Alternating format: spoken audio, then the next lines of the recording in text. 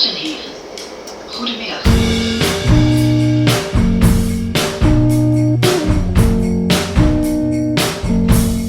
Hoi hoi, hello and welcome to the Meet Maastricht podcast.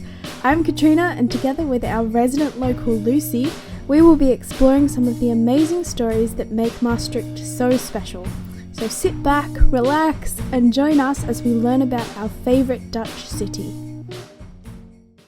Hello everyone and welcome to episode 25 of the Meet Maastricht podcast. We are a quarter of a century in our podcasting. I'm Katrina here with Lucy as always. What are we talking about this week? Well, champagne. How about champagne? Yes, I wish I had a glass of... No, I don't like champagne, but... No, neither do I. A cup of tea? No, Katrina, please. This is Maastricht. If anything, at this time of day, it would be very strong coffee, which of course I have sitting here on my table. Because it is weird celebrating you in your house and I in mine, and we can't have an actual toast anyway. So, but yes, 25. That's at least something to celebrate coming out of Corona. Yes, absolutely. And so we're talking about a cafe today. Yes. I mentioned coffee for a reason. Because it is a bit colloquially you might say bar. Maastricht has hundreds of bars. That doesn't quite convey the sense of the type of places they are. And here we call them café. And of course that comes from coffee. That's how these places originated in the 18th century, when coffee began to spread through the social circles of Central Europe to begin with. I think it was Vienna to begin with, where the bourgeoisie would meet in these new public spaces to discuss current affairs and have a coffee, which was then new and hip and happening and the thing to do, and coffee culture spread all over in the succeeding centuries, and of course mixed as well with all the drinking halls that were there before. So now a cafe is where you go for coffee during the day, but for drinks in the late afternoon and evening. It is interesting how the language is so specific. It's like, so for me, if I would probably in Australia call a cafe something that is just, coffee, tea, maybe cakes and things, but probably not alcohol. So it's interesting to me that it's also sort of a bar in the nighttime, but and most of them have actually the older ones. They have, of course, all originated as alcohol places. So that is the really confusing thing about the word café for the non-Dutch or the non-Southerners. I mean, the Belgians and the French and everybody else is not really bothered. They understand.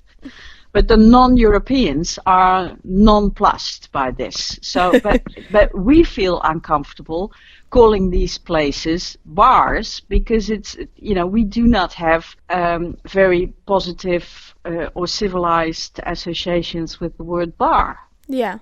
We think of heavy drinking and punch-ups and brawls and stuff, and of course that happens, but that is not what defines cafe culture. Yeah, they are meeting places, and yes, they will get most of their income from serving beer.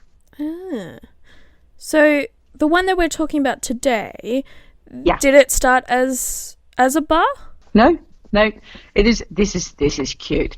Before the word urban legend was invented, of course there were urban legends. You realize this? What the Dutch call a monkey sandwich, broodje aap. I don't know why. That's what they're called, een broodje aap. And a broodje aap about the Vogelstruys, because that is what we are talking about, the café Vogelstruys on the Vrijthof. The story there is that it is the oldest cafe in the city, and that is just arguably not true. But never mind, that's as so often in local lore, that's not specifically a Maastricht trait, of course, never mind, we like the story. And there's another one that I find very amusing as well, that in the 1970s the Vrijthof was one big gaping hole for years and years and years, because they were building the parking garage there underground. Yep. Which of course you can't see now anymore, but when it had to be built, it was very much in the way and disturbing and ugly and noisy and dirty and, well, anyway, difficult.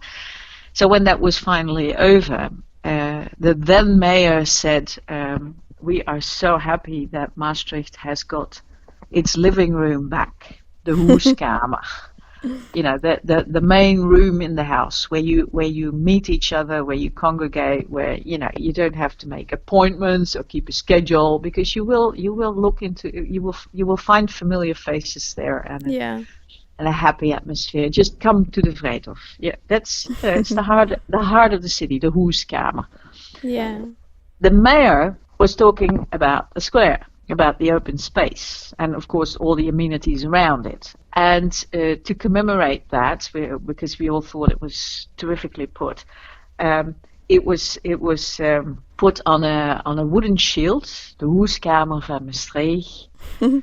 And of course the only logical place to put that was, the city felt, was on the front of the Vogelstruys. Oh. So now we have got this misunderstanding that it is the Vogelstruys, the cafe, which is the Huiskamer, the living room of the city. Ah, there you go. Yeah, well, it has recently been enlarged, but still, it cannot accommodate the city, obviously. So when was it originally built then? It goes back, here we go again, Maastricht. Maastricht city centre, obviously. Hundreds and hundreds and hundreds of years. Okay. There is mention of an old stone house in the 13th century. Oh wow. Yeah, so when they were talking about it in the 13th century, there is a slight trail in the archives. It was already an old house, and it was probably a refuge, like there were so many within the city's fortifications, of a family of landed gentry. Okay. Somewhere in what is now Germany. They had this safe place in Maastricht, and that was a stone house. Then there is very little to nothing at all being found so far in the archives. And then the next mention in the 15th century is of a very, very big wooden house. Okay. Yes. It had about 5 floors, and it was extremely large, with especially an enormous attic. And when you look at the occupants of that house, for as far as this can be discerned from the archives, for decades it was, and seeing the type of house that it was, the height and the depth and the spaces, it must have been mainly a place for merchants, for people who would produce and store stuff. Okay. Probably textiles. Yeah. This is getting into the guessing work. But it was not a public house in the sense of you can come here and sit down and have a drink and read the paper. Right. Also there were no papers until the 18th century. But yeah. Anyway, so this large wooden house housed families that were basically involved in trade. Would have boarders, so people renting space in that large house, and those would be reasonably well-off people, usually. So officers of the garrison, Yeah.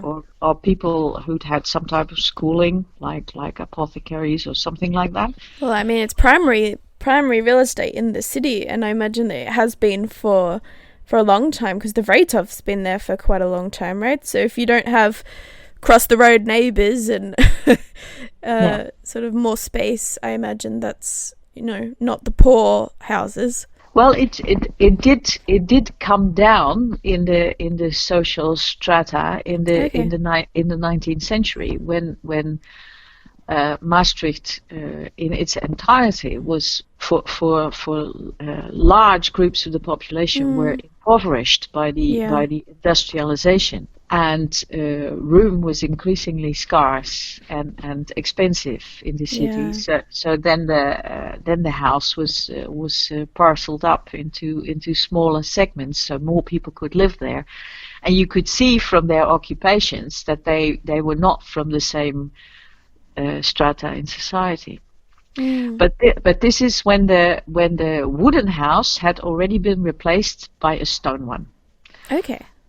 The wooden house has stood there for several hundreds of years. Wow.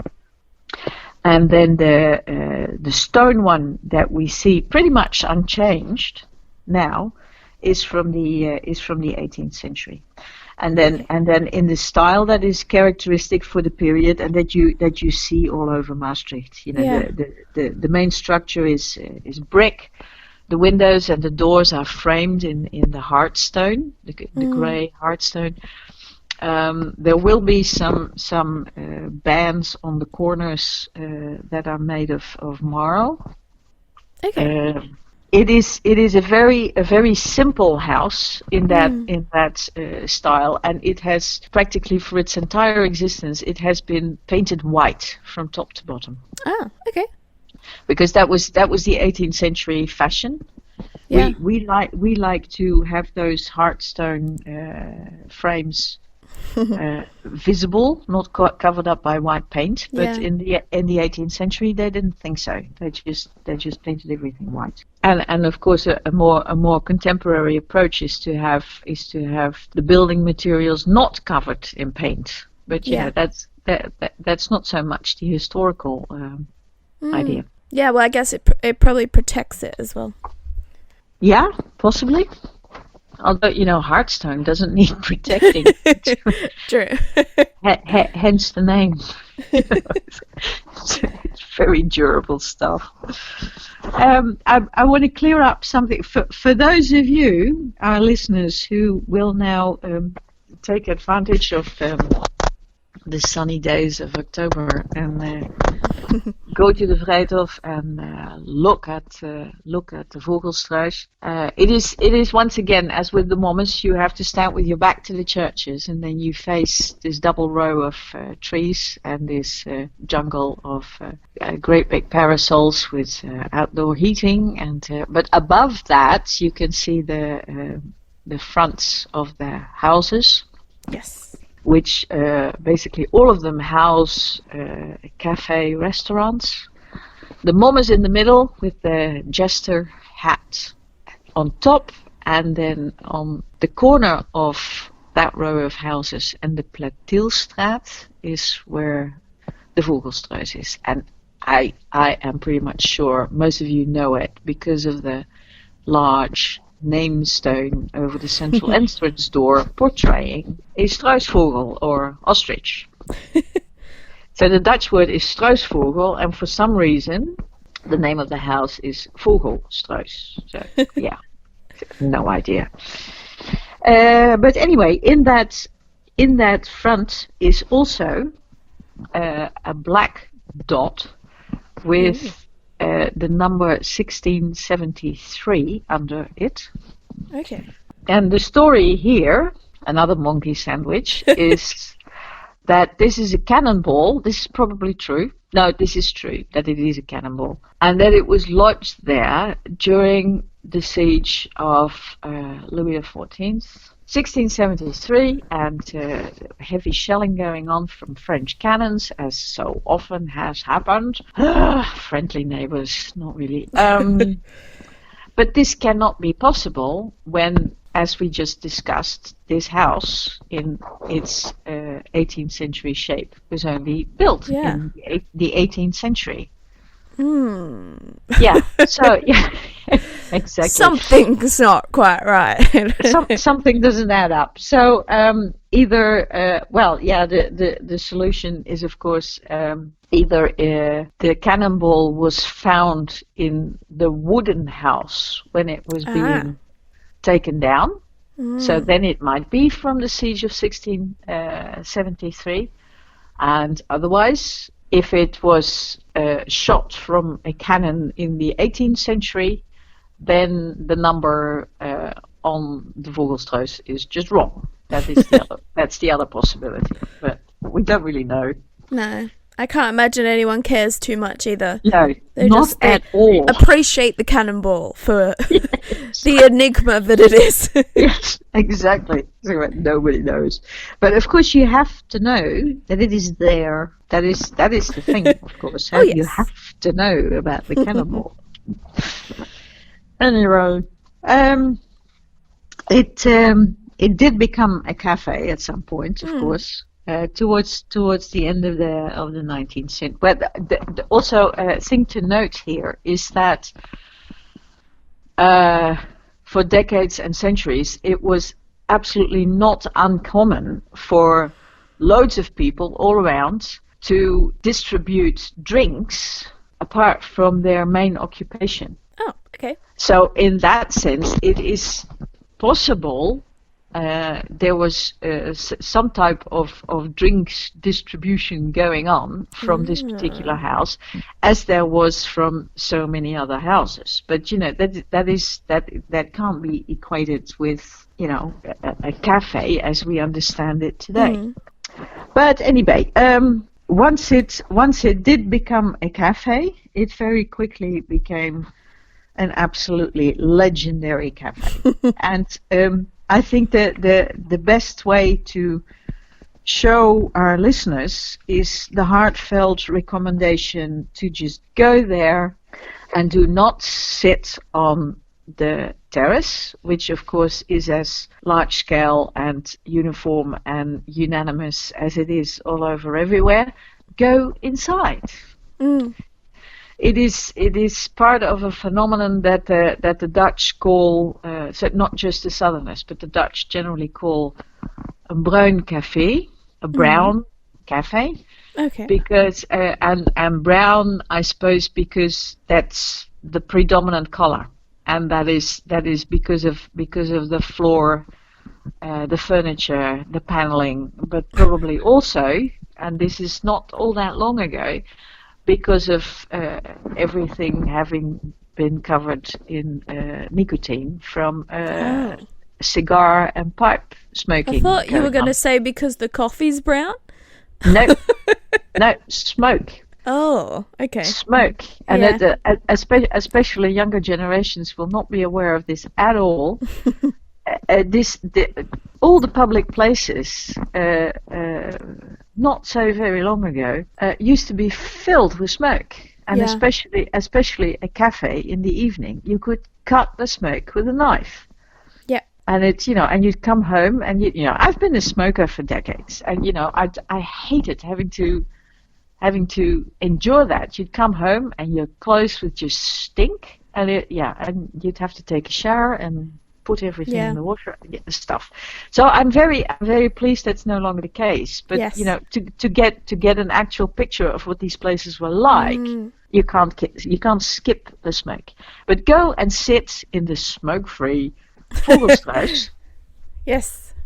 What I wanted to point out about the Vogelstruys as well is that it may not be the oldest cafe in town. I mean that distinction goes to places like Du Casque, which is still a hotel on the square, or the Grote Sociëteit, which we also talked about, the Society for the Higher Social Strata of Maastricht.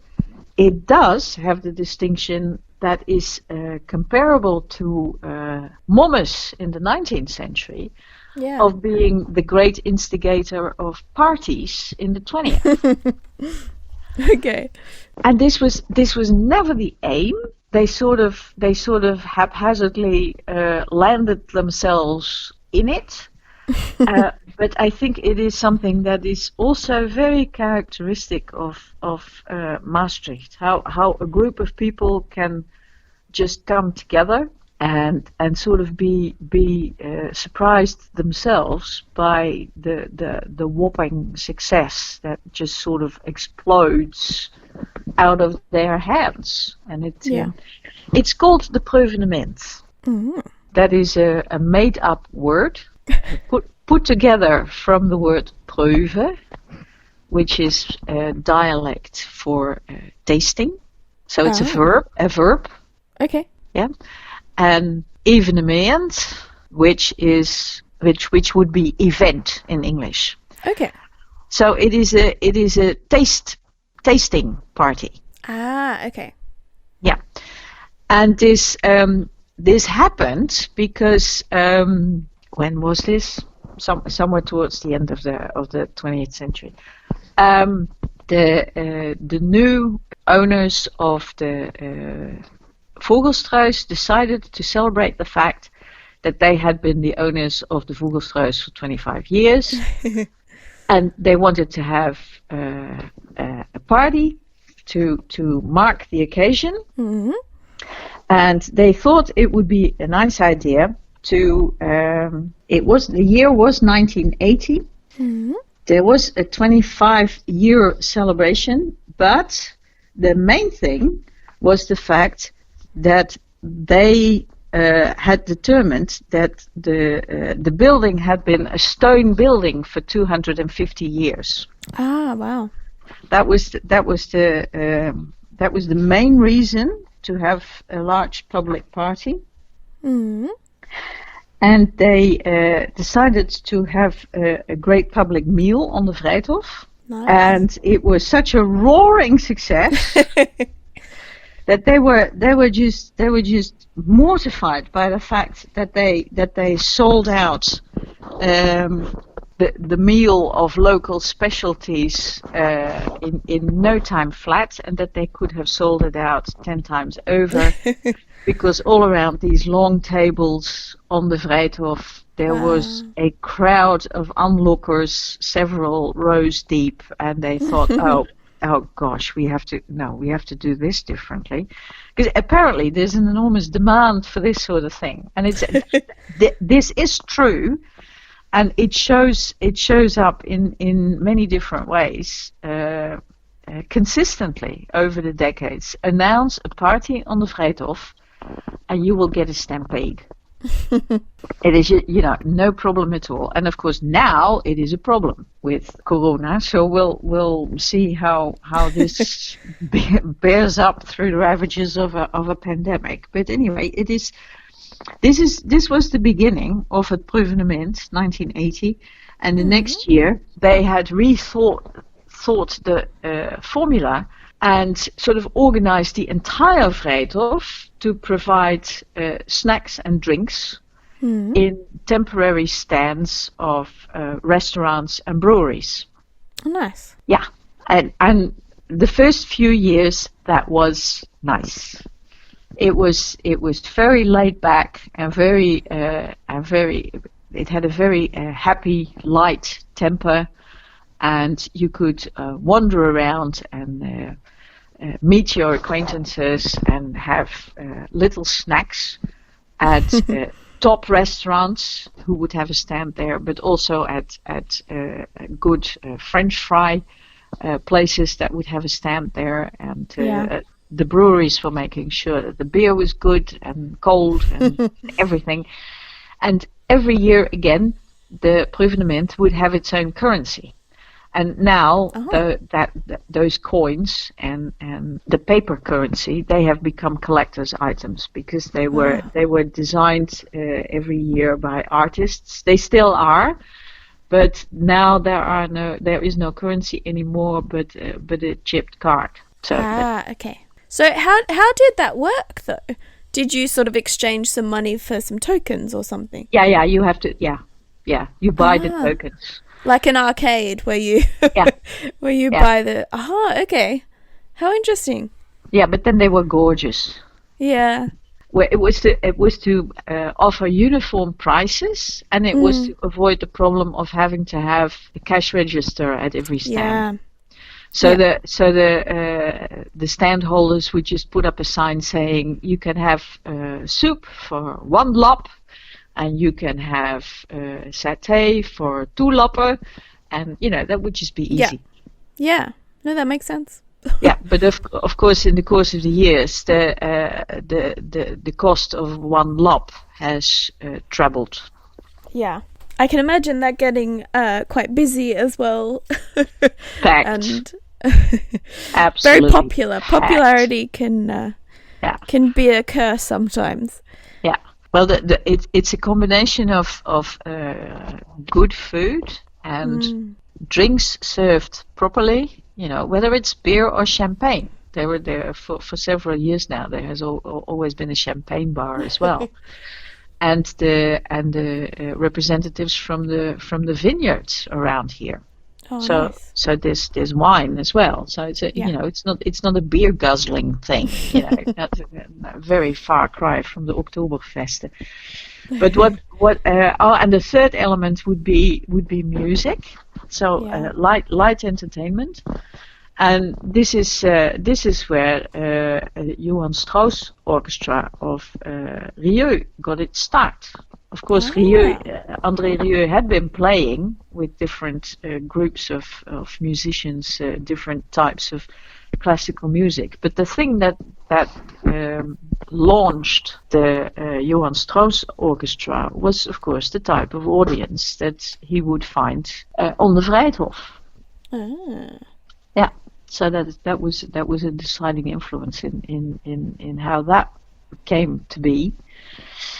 And what we have seen happening over the years is that the element of snacking your way around, proeven is to have a taste of something. It is not to sit down on a table with linen and crystal and have a 3-course meal. That is a dinner. Yes. That is not proeven. And this element of proeven, that has disappeared in the course of the years. And so people will go there to actually dine out. Okay. And that of course is cheaper than going to a restaurant, and it is also more lively than going to a restaurant because you're sitting in an open space on a public square. So yeah. So does that still happen every year? Yes. Yes. Whenabouts is it the same time every year? August. It's a sort of... Just missed it. Yeah, no, this year they cancelled it. They didn't have it this year. It was cancelled. Yeah. Yeah. But of course they have a Facebook page and they have a website, so find them, Proevenement. Yes, I'll try and put lots of links and things. Yes, of course you always do, and marvelous illustrations. So for those of you who only came across the podcast, go and look at the website. Aggressive. Yes. Go and look at the website. Or else. Yeah. There is one last element that I want to mention about the Proevenement because it is so very endearing and also typical of the type of city this is, although this sort of thing happens in many cities where people feel a loyalty and a responsibility to the place where they live. A Proevenement also serves as a fundraiser. Okay. To alleviate suffering. Yeah. And this has been the emphasis in the last few years. In the first few years of Proevenement, what they were primarily donating the money to was the great restoration campaigns of our heritage. Ah, okay. In the 1970s, both Servaas and Sint-Jan had become pretty decrepit in all sorts of ways. And in the 1980s, restoration campaigns got underway. And there's always a percentage that public authorities will not fund. And this slack has been taken up to a large extent by het Struiscomité, the organizers of het Proevenement. And they are called het Struiscomité because they started at the Vogelstruys and they still meet there. And everybody knows what the Struis is, and by now everybody also knows what het Struiscomité is. So they organize het Proevenement, and then with the proceeds from the Proevenement, they just spray the money into the city. Yeah. Which is terrific, of course. They financed that is all of us eating and drinking during the Proevenement. That is what happens. Yes. This is how the new Grameer bell was paid for. Wow. Yes, the grand bronze bell in Servaas, which had cracked decades ago and had never couldn't be repaired and hadn't been replaced. And het Struiscomité used the proceeds of a particular Proevenement to Oh, that's wonderful. finance a new bell. Also, they provided the money to make the bronze doors of the Servaas, which are on the Vrijthof. Oh, wow. Yeah, Okay. so they're glorious pieces of contemporary art in this ancient church, and that is, go and look at them and and smile at the idea that this was the result of people eating and drinking and having a good time and singing along with André Rieu on the Vrijthof. Oh, well, that's a lovely thought. Well, I was going to say, have you got anything to add? Yeah, loads. But, once again, I will refer those of you who can manage Dutch to some extent to the Maastricht Silhouette number 2. Which is from 1980, so maybe not, and to Maastricht Silhouette 63, and of course go and have a look at the websites, both of the cafe and the Struiscomité, and you can see what they're up to, and and hopefully next August we'll all be able to grab some drinks and some snacks and enjoy some sunshine without having to stand quite so far away from each other. Yeah, that'll be good, because it is definitely a very happy atmosphere, and since the thing is always on the last weekend in August, if I remember correctly. Anyway, it's the end of summer, and meeting each other again. Okay, where have you been? What was your summer like? And that sort of thing. And comparing tans. Ah, God. Well, fingers crossed. We'll be there next year. Yeah. So, what are we going to be talking about next week? I am holding a fairly recent publication of Maastricht Silhouette. Well, fairly recent, because it is something that I'm involved with personally as well, and things are exciting around all of this, and that's the maquettes from Maastricht. A maquette is a scale model. Ah, you have your own silhouette. Yes. No, not me, of course. No, not you. No, of course not. I'm not a monument. Never will be. Yeah, no, but the Maastricht, which is ridiculous. It's a relatively small city, medium-sized at best, right? I mean, let's be realistic here. And it's got 3 scale models. How did that happen? And it's, and that the story of why there are 3 is interesting in itself. And also with all 3 there is stuff going on, and it's really interesting. One is being digitized. I am involved in the ongoing process of building a second scale model, which portrays Maastricht in 1867. And we are looking for ways to provide access for people to that maquette, because as far as it is finished, it is on display in the malt house of brewery Bos, where you can book a tour. We are thinking about ways to open the scale model specifically. We haven't figured that out. If any of our listeners have an idea, please give us a shout out. And the third one is a really interesting phenomenon. A scale model built in the 1950s by a brother of de Bejaert, the legendary brother Sigismund Tagage. That is housed for the moment in the Porter's Lodge of the Bejaert at the Brussels Street. Yes, that is one that you can see. That you can see. You'll have to wait and find out where it is, so that yeah, because it's a sort of hidden away, but it is accessible. So, well, we look forward to learning all about the scale models. And if you are interested in the scale models, we also offer a walk, which may not be able to happen at the moment. Yeah, well, as far as the one in Centre Céramique is concerned, that might take a while. But of course, the other two are accessible, and we could also simply say we will have a tiny town tour and just go to the malt house and look at the one from 1867. Yeah. So send us an email and we will show you the tiny towns of Maastricht. Absolutely. Yes. Thank you so much for joining us today, and don't forget to follow us on social media. You can find us on Facebook by searching Meet Maastricht and on Instagram at @meet_Maastricht.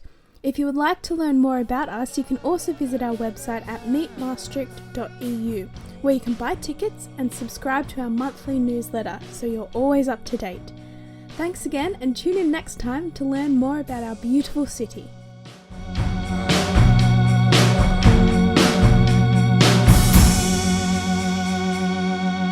Tot ziens.